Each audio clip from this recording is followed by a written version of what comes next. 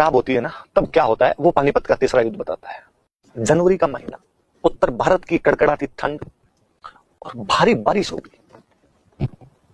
बारिश में पानी हमेशा ऊपर से नीचे की तरफ आएगा। तो अब्दाली के कैंप जहां लगे हुए वहां तो पानी नहीं, जहां मराठों के कैंप थे वहां पानी पानी फैल गया।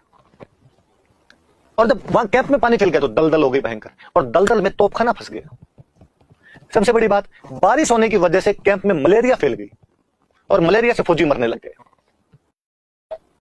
और बड़ी जोरदार घटना, अवध वाले सुजाउद्दौला और रोहिलखंड वाले नजीबुद्दौला ने मराठों का पीछे से कनेक्शन काट दिया। मराठों की सेना पड़ी है, पीछे से उन दोनों ने अपने कनेक्शन लगा दिए। अब महाराष्ट्र से मराठों को जो भी सहायता आती उसको वो बीच में रोक रहे थे, कोई सहायता नहीं पहुंचने दे रहे थे। अब्दाली मराठे, फिर अब्दाली के दोस्त मराठी घिर गए बीच में। ना रसद पहुंच पा रही है, ना हथियार पहुंच पा रहे हैं।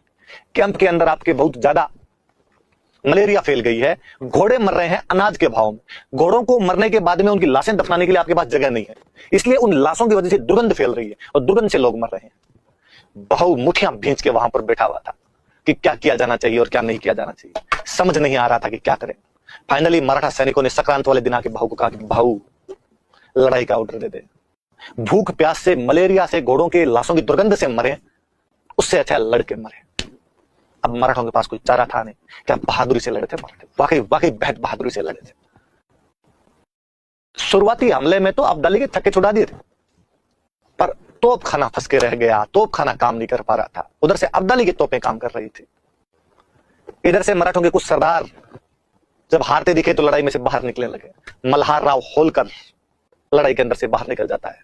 महादजी सिंधिया न्यूट्रल हो जाता है। उसके बावजूद भाऊ की बहादुरी के लिए याद किया जाना चाहिए इस युद्ध को। भाऊ को वाकई भारतीय इतिहास के अंदर एक महान सेनापति के रूप में पढ़ाया जाना चाहिए। 18 वर्षीय नौजवान विश्वास राव, वयोवृद्ध सेनापति विश्वास सदाशिव राव भाऊ और मस्तानी का बेटा शमशेर बहादुर। उस मूवी को यदि आप देखते हो तो बाजीराव दो बच्चों को एक साथ खिला रहा होता है, शमशेर बहादुर को और नाना को। नाना तो बालाजी बाजीराव है, और नहीं राघोबा को एक रघुनाथ राव नाम का आगे हम पढ़ेंगे वो, और शमशेर बहादुर। क्या गजब के लड़े थे उस युद्ध के ऊपर, लेकिन काम आ गए थे सारे के सारे। विश्वास राव मरा था, सदाशिव राव भाऊ मरा था। अब्दाली युद्ध जीत गया था, लेकिन फायदा अब्दाली को भी कुछ नहीं हुआ था। अब्दाली को भी खाली हाथ लौटना पड़ा था।